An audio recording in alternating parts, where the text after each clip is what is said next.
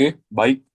Kami dari kelas TSIK 25A akan menjelaskan mengenai implementasi distribusi frekuensi menggunakan C++ dengan data studi kasus data tinggi badan siswa.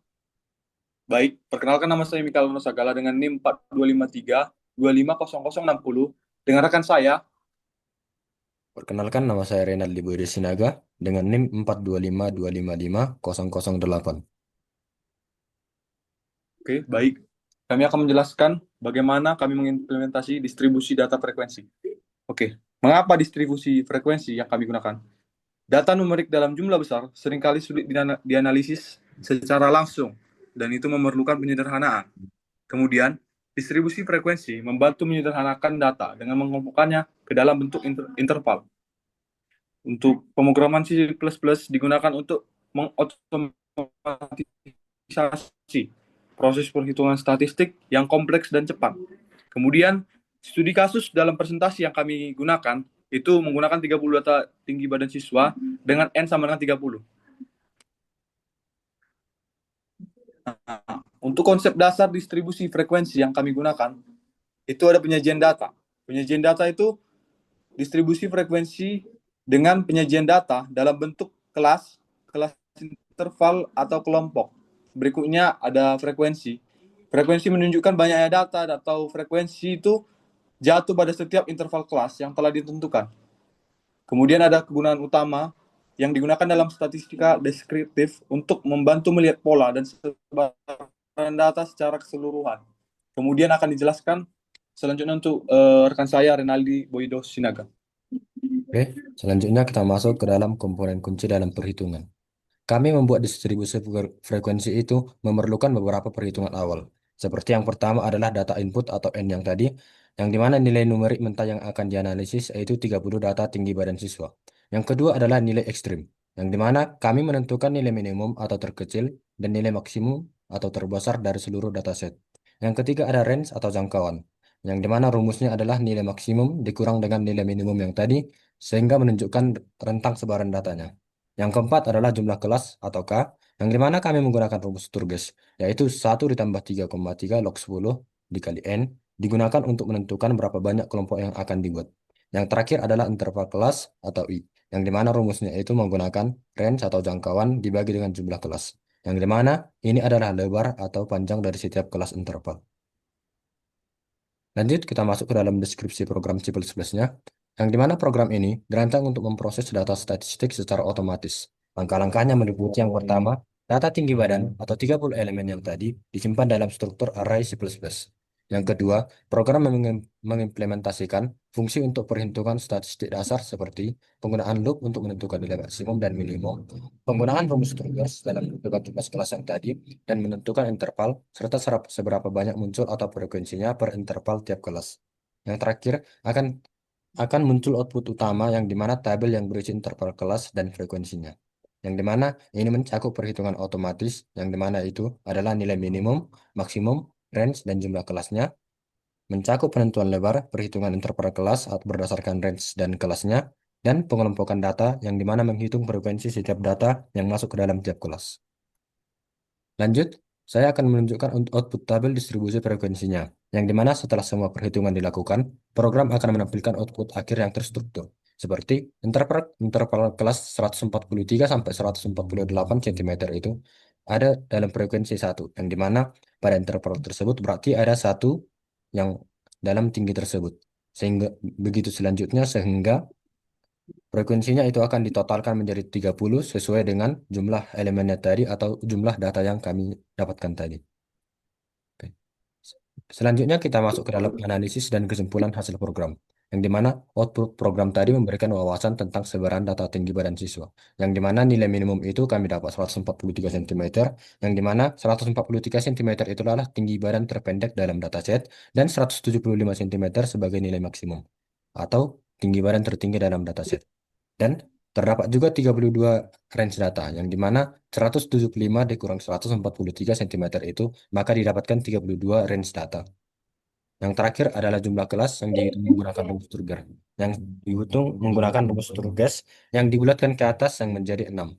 Dan pada akhirnya kami mendapatkan interval kelas atau I-nya sebanyak 7, yang dimana itu adalah lebar setiap kelas interval dalam sentimeter. Yang dimana kami mendapat kesimpulan pola data, mayoritas data atau 10 siswa berkumpul pada interval akhir, yaitu 167 sampai 172 cm. Yang dimana data ini menunjukkan bahwa rata-rata tinggi badan siswa berada dalam rentang tersebut. Baik, setelah ini kami akan menunjukkan demo program atau bagaimana algoritma program kami akan berjalan. Terima kasih. Baik, di sini saya akan menjelaskan bagaimana program atau codingan kami dapat berjalan, algoritmanya seperti apa. Oke, jadi di sini kami menggunakan bahasa pemrograman C++, yang dimana di sini sesuai dengan dataset kami tadi, kami simpan datasetnya di dalam array tinggi badan dalam 30 data, yaitu 143 sampai dengan 154 sesuai dengan data tadi. Lalu di bagian sini kami mengeluarkan atau menampilkan hasil pada outputnya dataset tersebut, yang dimana di sini jika data tersebut telah mencapai 6, maka ia akan membentuk baris baru. Oke. Lalu selanjutnya kami menentukan nilai minimum dan maksimumnya dengan cara menggunakan logika for loop juga, yaitu yang dimana jika nilai minnya ini itu lebih besar dari tinggi badan yang pertama, yang kedua, dan seterusnya, maka nilai minimumnya diubah menjadi tinggi badan yang lebih kecil tersebut, sama seperti nilai max-nya juga, yang dimana jika nilai max tersebut lebih kecil dari tinggi badan 1, 2, dan seterusnya, maka nilai max dirubah menjadi nilai terbesar tersebut. Lalu di sini kami mencari nilai apa? Nilai range, yaitu nilai range didapatkan berdasarkan rumus nilai maksimum dikurang nilai minimumnya. Lalu kami menentukan kelasnya, yaitu menggunakan rumus Sturges tadi, yang dimana 1 ditambah 3 di koma 3 dikali log 10 dikali 30. Kami menggunakan round supaya hasilnya itu dibulatkan. Lalu di sini lanjut untuk mencari intervalnya, yaitu menggunakan rumus range dibagi dengan kelas. Di mana menggunakan cell juga supaya dibulatkan ke atas, supaya hasilnya nanti menjadi lebih rapi. Lalu selanjutnya adalah untuk menentukan frekuensinya. Yang dimana yang pertama yang terlebih dahulu adalah menggunakan ini logika for loop juga. Hal yang pertama yang harus dicari adalah batas bawah dan batas atasnya. Lalu untuk mencari frekuensinya itu menggunakan for loop juga, yang dimana jika tinggi badan yang pertama atau seterusnya itu lebih besar atau sama dengan batas bawah, dan jika tinggi badan tersebut lebih kecil dan sama dengan batas atas, maka frekuensi ini akan ditambah menjadi satu. Sehingga sehingga jika kedua syarat tersebut terpenuhi, maka frekuensinya bertambah. Lalu selanjutnya adalah di sini hasil output atau keluaran yang akan dimunculkan pada hasil outputnya tadi adalah akan memunculkan tabel distribusi frekuensi. Yang mana di sini kami menunjukkan pertama terlebih dahulu adalah batas bawah dan batas atasnya yang dihubungkan dengan tanda strip. Lalu di sampingnya atau tabel selanjutnya akan memunculkan berapa frekuensinya. Lalu di bawah tabel distribusi tersebut akan muncul jumlah kelas, jumlah data, nilai minimum, nilai maksimum, range, dan intervalnya. Yang dimana jika program yang kita jalankan akan muncul seperti itu. Oke. Di sini sesuai dengan data berat badan tadi, ada 30 data set siswa, yang dimana 5 dikali 6 adalah 30. Dan ini setiap 6 data akan menambahkan baris baru sesuai dengan hasil dari yang tadi. Lalu di bawahnya ada tabel distribusi frekuensi, yang dimana menunjukkan jangkauan kelas dari 143 sampai 148 itu menunjukkan frekuensi satu. Begitu seterusnya sampai dengan jangkauan kelas 173 sampai 178 cm, itu memiliki frekuensi satu orang. Lalu di bawahnya akan muncul jumlah kelas yang tadi, yaitu 6, jumlah data 30 data, nilai minimum 143, nilai maksimum 175, range-nya 32, dan interval 6. Jadi, dari data tersebut, kita dapat kesimpulkan bahwa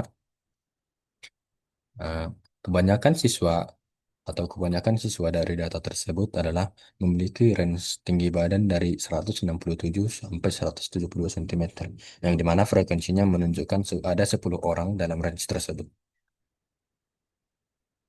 Baik, cukup sekian hasil presentasi dari kelompok kami.